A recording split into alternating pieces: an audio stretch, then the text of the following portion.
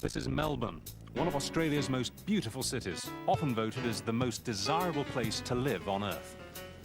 Except on one day, February the 8th, 1983, the day the people of Melbourne looked up and saw this coming at them. Suddenly, Melbourne was the last place on Earth you wanted to be. As darkness descended and the city vanished in dust, few people were aware of what had caused what seemed like an apocalypse. But 1983 was an El Niño year, and all across Australia, the symptoms were becoming apparent. Soaring temperatures and widespread drought, bushfires, the crops failed, and the soil turned to dust under a relentless sun. High winds whipped it into all-consuming dust storms, and in the first week of February, the conditions were ripe for the biggest dust storm that Melbourne had ever seen. They expect their summers to be hot here. The low hundreds isn't unusual. But 15 years ago, the temperature was going off the scale. In the city, it was topping 110 by lunchtime. Anne Very remembers it well. She was 38 weeks pregnant at the time, and was she suffering? Being pregnant makes you hotter than normal anyway, and I just remember thinking, oh, I'm just on fire almost. You know, I was just at boiling point. And I thought, I can't take much more of this. Whenever it gets seriously hot, Melbourneites head for the beach. In 1983, they went there in their thousands, hoping to get away from the worst of the heat. Just offshore, local entrepreneur Rick Burton was cooling off on a friend's boat. That afternoon, the bay was flat, very flat. I mean, it was excellent for skiing and having fun. The weather was fairly good weather. We were racing around and hooning around and having a great time. But Rick's fun was about to be over. Strong, hot winds started to pick up from the west. It signalled a change in the weather. Then, as now, the local Met Office kept people up to date on the weather. It's moving through fairly quickly, so I think within 2 to 3 hours...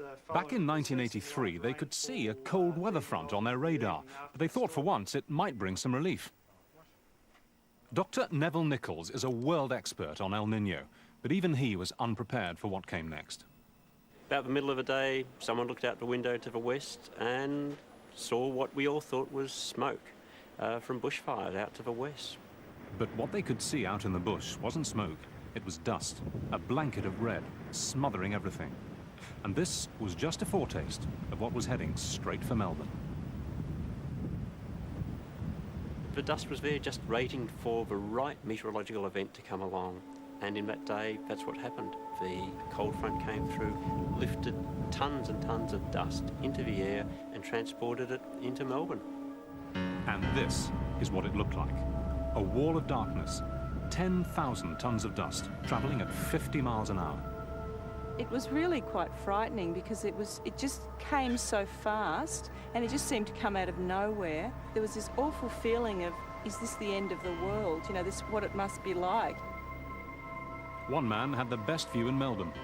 It must have been 4 or 5 miles across. As far as left and right, I could see it was just completely this cloud coming in. It was a monster, and it was scary. Because it went hundreds of feet high, and you could see it coming in. It was getting bigger and bigger, like a shadow coming in. In minutes, day turned to night, and people tried to escape the choking darkness all around them. But with road signs and traffic lights now almost invisible, the streets ground to a halt. And back on the beach, panic as sand was whipped into the air by freak winds. People obviously were running for cover. I mean, it was like getting hit by a sandblast, you know. We were trying to breathe at the same time, you know, wash the dust off our faces and so forth. And it just left, everything was black. It felt bad out at sea, and it was going to get a lot worse. All of a sudden, you couldn't see from the boat to see the shoreline. The waves started to come across the bow, and we tried to turn the boat around into the wind to keep the nose up, and a wave came across the front of the deck, and we were sitting on the bottom of the ocean. By now, the beach was deserted, but Rick Burton was able to swim ashore.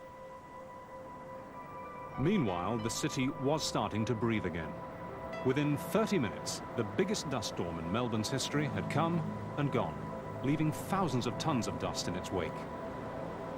There was just dust on everything, you know, all around the garden, all through the house, and it just sort of seemed to end up everywhere. It was just this very fine dust, this very, very delicate powder that just seemed to permeate into everything.